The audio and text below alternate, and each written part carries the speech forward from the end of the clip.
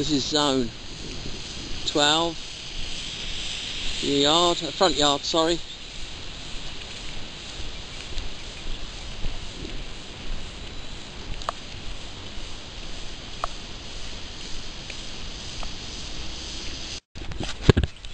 Exterior inspection starting at the front left elevation.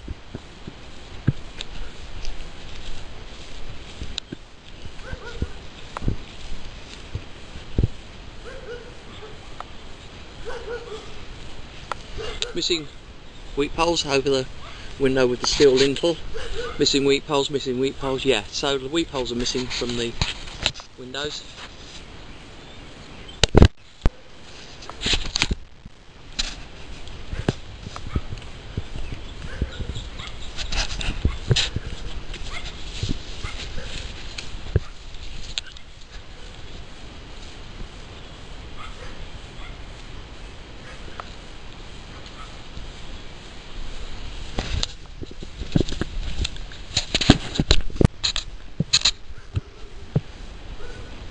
Now up here, right in the corner, we have settlement crack.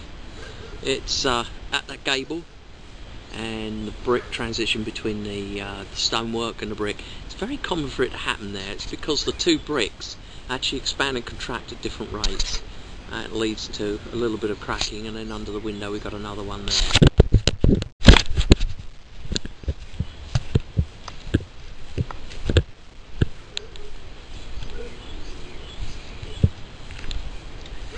Wheat poles missing from the windows.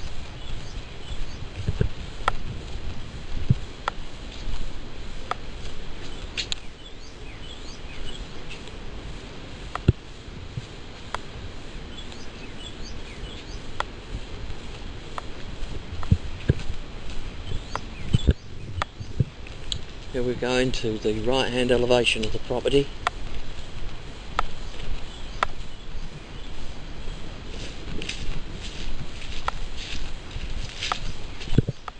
Now the gutters at this point are leaking. You can see how we've got it affected here, and here you've got the trim work starting to rot.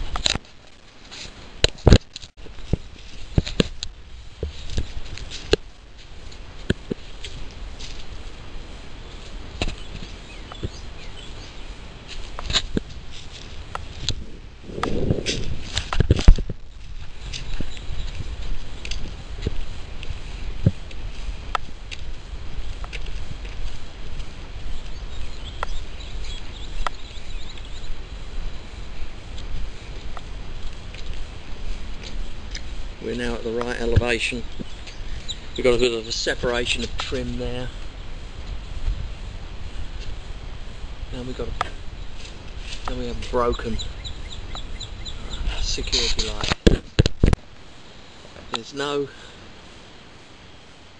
caulking on this light fitting.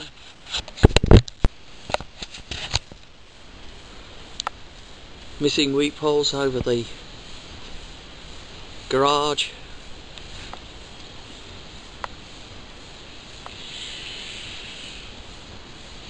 Now up here we've got damaged flashing. See where the flashing, the counter flashing has come away.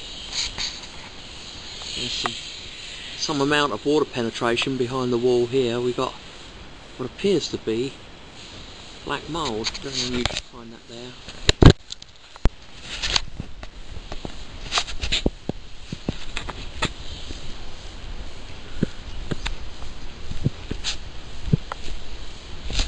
Moving to the rear right elevation of the property. Unsealed holes here at the eaves. And this is a expansion gap, and the expansion gap is not caulked. That should be caulked.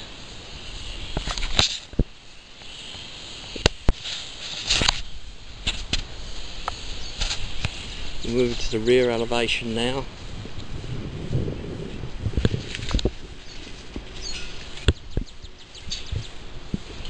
And we have deteriorating insulation on the cold pipes.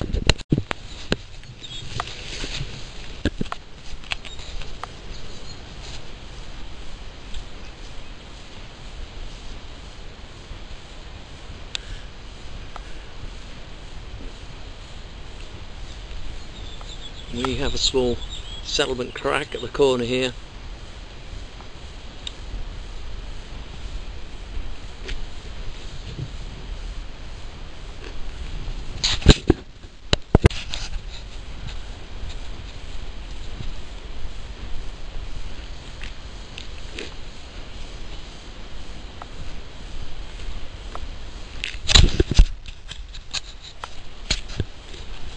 Now here we have columns, and the columns are missing weep holes at base.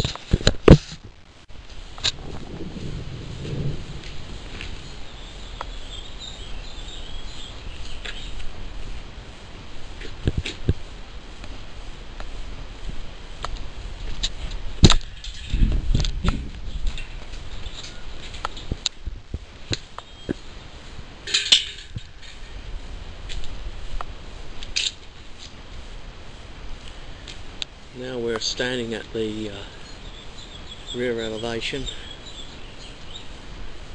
And again we've got expansion crack here, and there's some caulking in it, that's okay.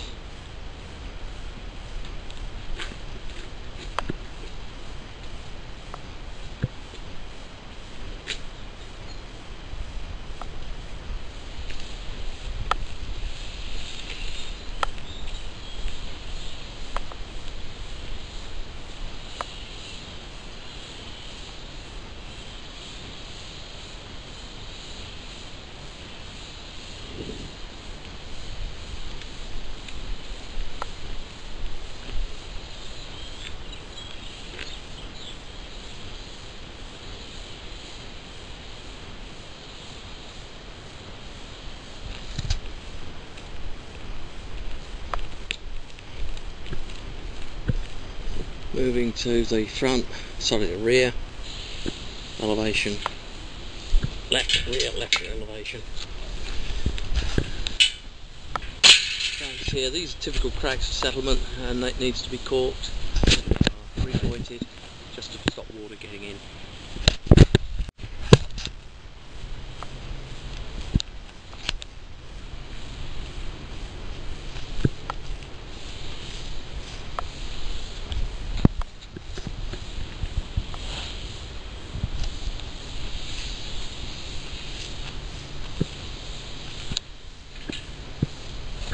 The air conditioning compressor here is at an angle, and as such it's going to wear it quicker, it needs to be level. I'm standing at the front right elevation, just looking at the dry vents here. Both of them are full of lint, they need to be cleaned out. Lint is a major cause of fire in dry vents. Roof ventilation is via soffit vents and upper attic vents, they're passive.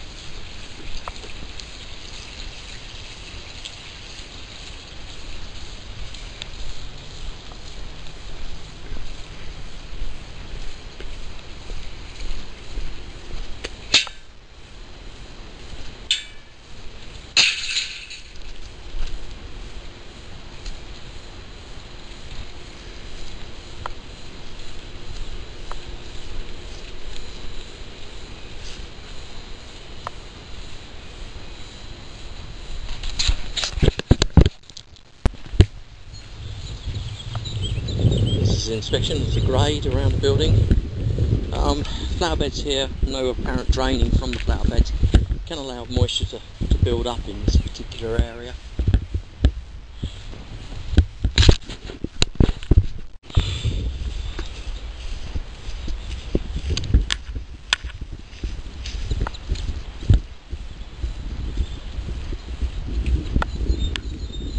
work is sloping away from the building, which is correct. Now look at the grade at the front elevation. Grade is okay here. Got drainage from the flower beds, which is good.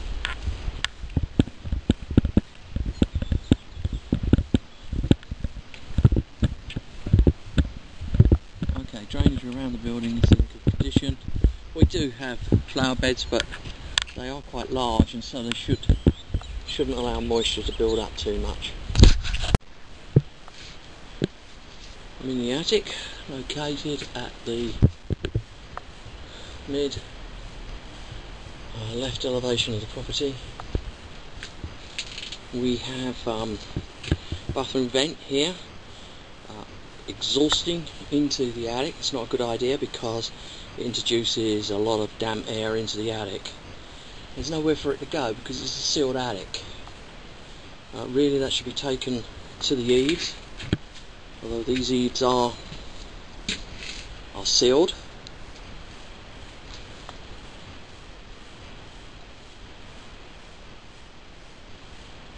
Yeah, we have a powered vent up here, but we don't seem to have any soffit ventilation. It's taken up by the covered up by the foam sealant. Yeah, completely.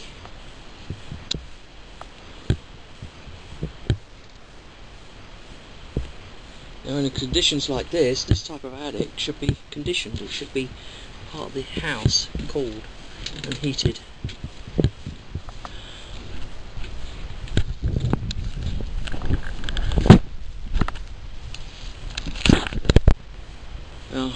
We're now in the attic, still in the attic, at the left elevation. We are looking at the chimney, and beneath the flashings, and you can see here, we have signs of water penetration. This is the AC unit in the attic. We have condensate line, primary condensate line. It should have a P-trap, and it doesn't.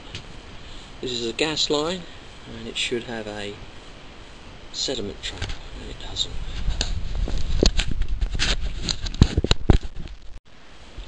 This is the sample or example of the pans underneath the AC units. You can see it's full of debris. That debris needs to be cleared out because at some point it can get into the actual drain lines and block them.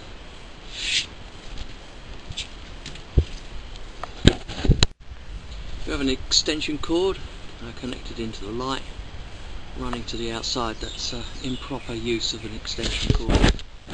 You shouldn't do that. You've got to hardwire anything in the attic unless it's a temporary situation, and this is actually fully installed, tied in. So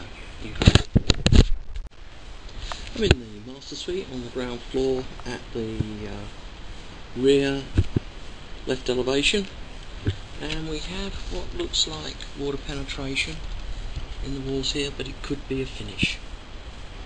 So just a note. We're on the balcony, and you can see here we've got a large hole. It's going to allow water to get into the walls and actually down to the floor below. We've got another crack here, no caulking, that needs to be sealed. There's a number of registers, one in the bathroom upstairs, top floor, third floor.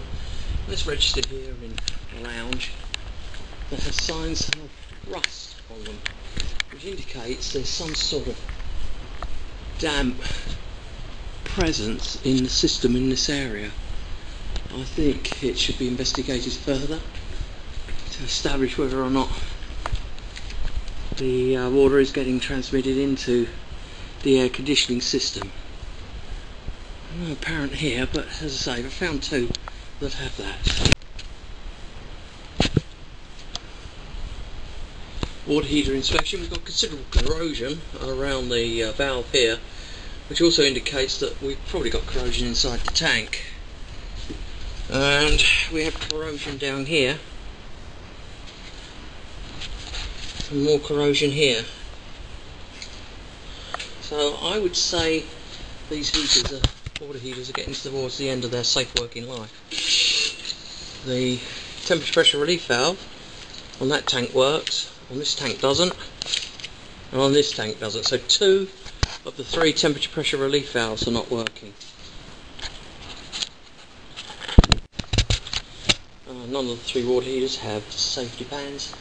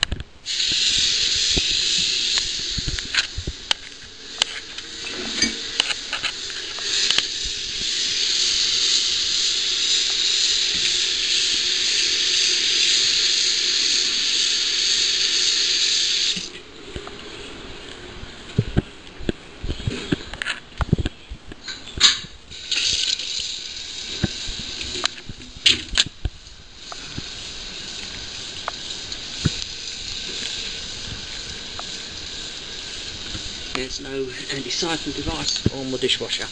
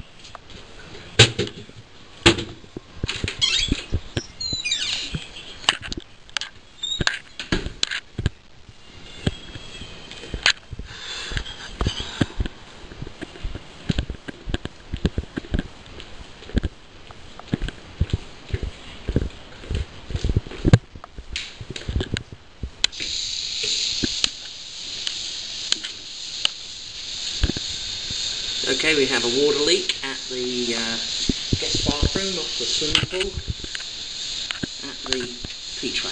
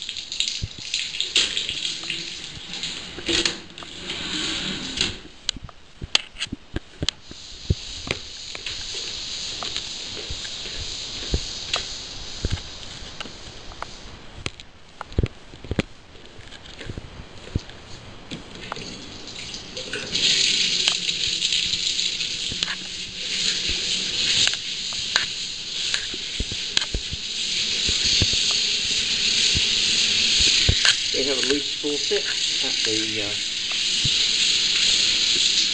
master. We're on the left-hand elevation of the building. The master has a loose faucet. High water leak of the master in the left elevation of the property. Yeah, go on the left.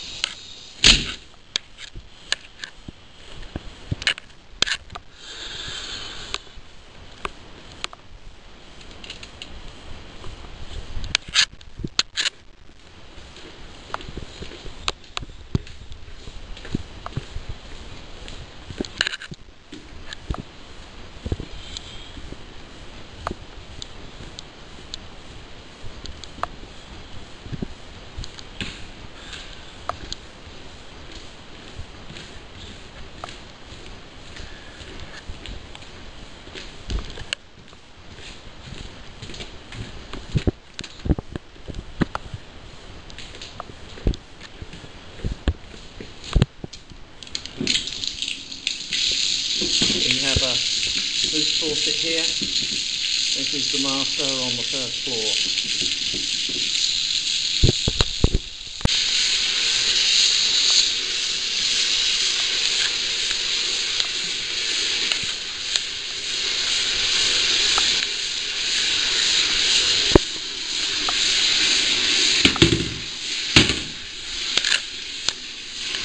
Another loose master, a loose faucet in the master.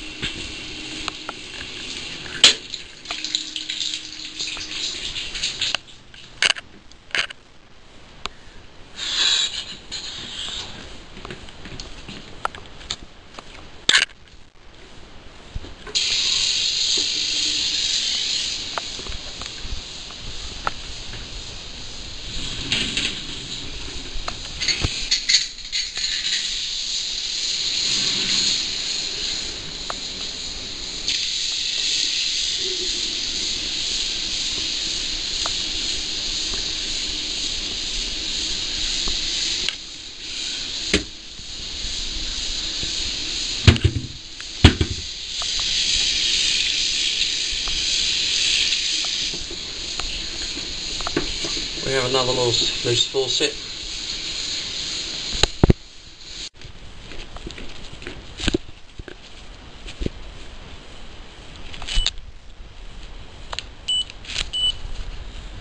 The performance of the air conditioning on the first floor is very poor. We're getting a drop of about 8-9 degrees.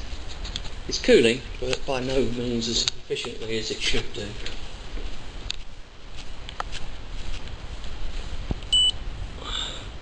There's a lot of grills, a lot of the registers that are rusty. I suspected there was condensation in the ducting, but now I can honestly say there's quite a large presence of it. Now we've got this one's quite good. We're in the master, and we've got a drop of we've got a drop of 49 to 49, and the ambient is 67. That's 17. So it's very mixed. There's poor delivery of cool air on the first floor. Let's go and have a look at the second floor performance.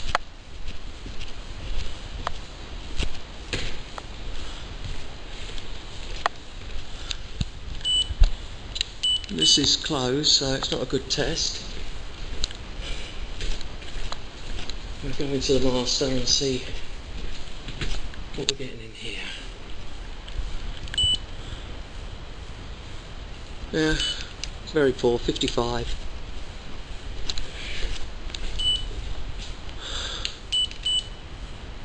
$50, 49. Okay, that's good, but it's nice in here. Good, it drops well here. But at this register, we're 57. So the distribution of the heat now around the building is uneven. Needs some balancing. Probably hasn't actually been serviced since it was occupied. And we've got a good drop here. We've got 47 in the master, 47. So mixed response on the second floor. Let's go to the third floor.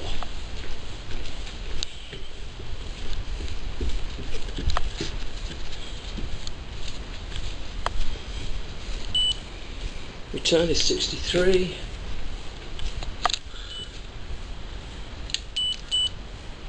$46, good drop. 46, that's a good drop. So third floor performing well. Red furnace light on the third floor, burning nicely.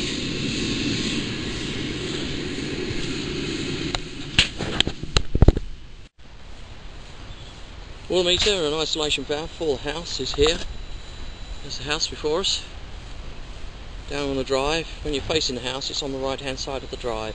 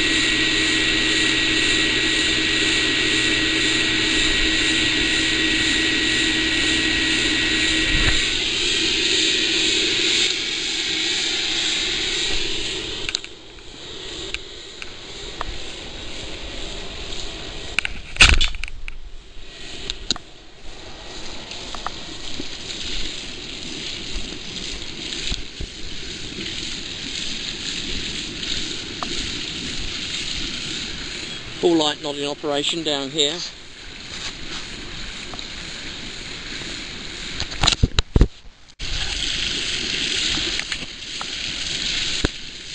Full light operational at the far end of the pool from me. Spar is running. Air is blowing.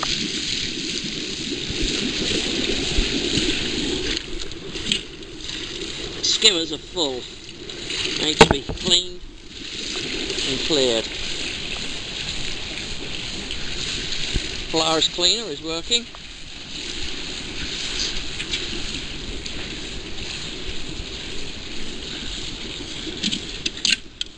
And the skimmer's empty. That's good.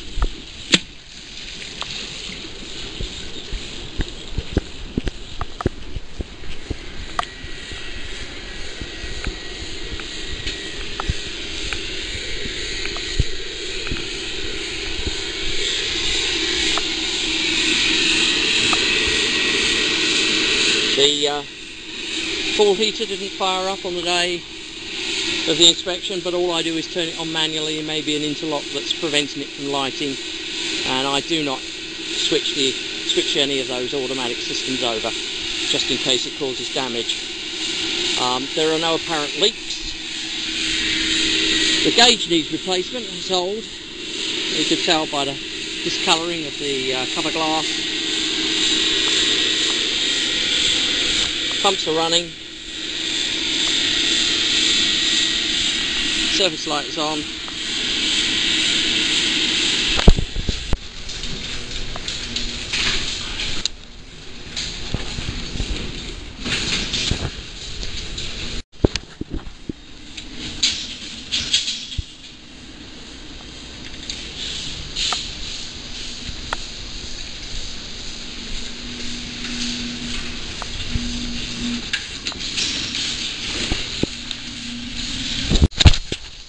Zone 1.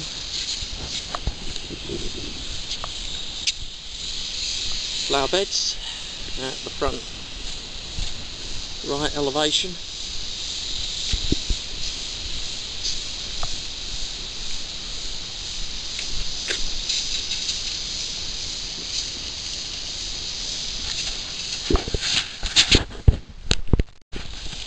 Zone 2.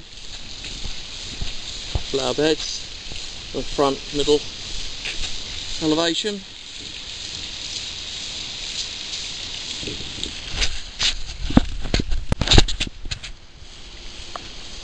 Zone 3, flower beds at the rear elevation around the swimming pool.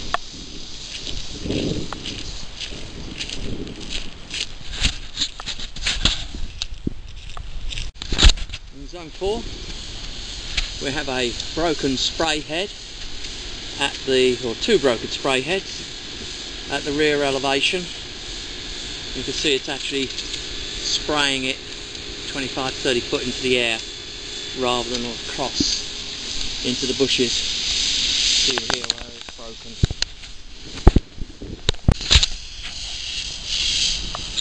Zone 5 is the right hand yard.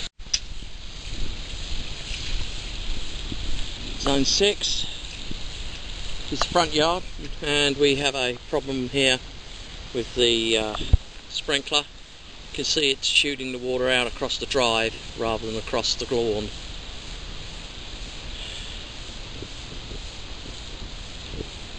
Yeah.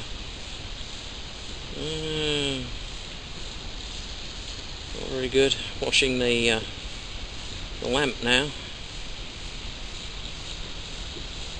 Needs a bit of adjustment, I would say.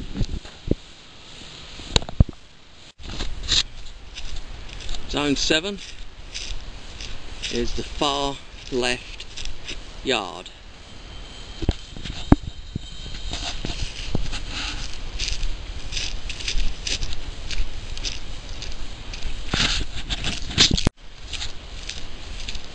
Zone 8,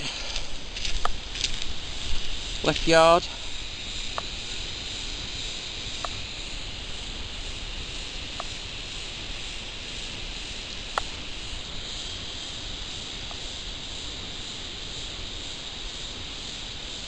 And we have a groundwater leak at zone 8, just located. Here's the swimming pool, here's the back door, here's the corner of the fence. Okay, the statue of the tiger is in the garden here, and right here is a head, and we have a groundwater leak at that head. Zone 9 is the middle backyard.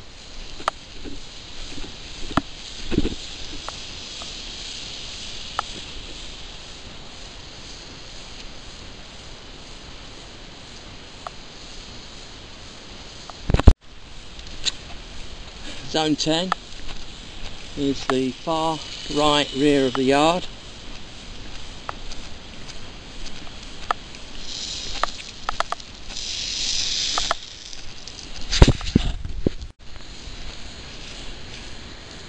Zone 10 is the rear right yard, and at Zone 10 we have a groundwater leak, broken head. See it coming out here, lots of it. Okay, and so it's located, there's a house, this is the garage, here is the volleyball court, there is the septic tank, and next to this tree stump is the broken head.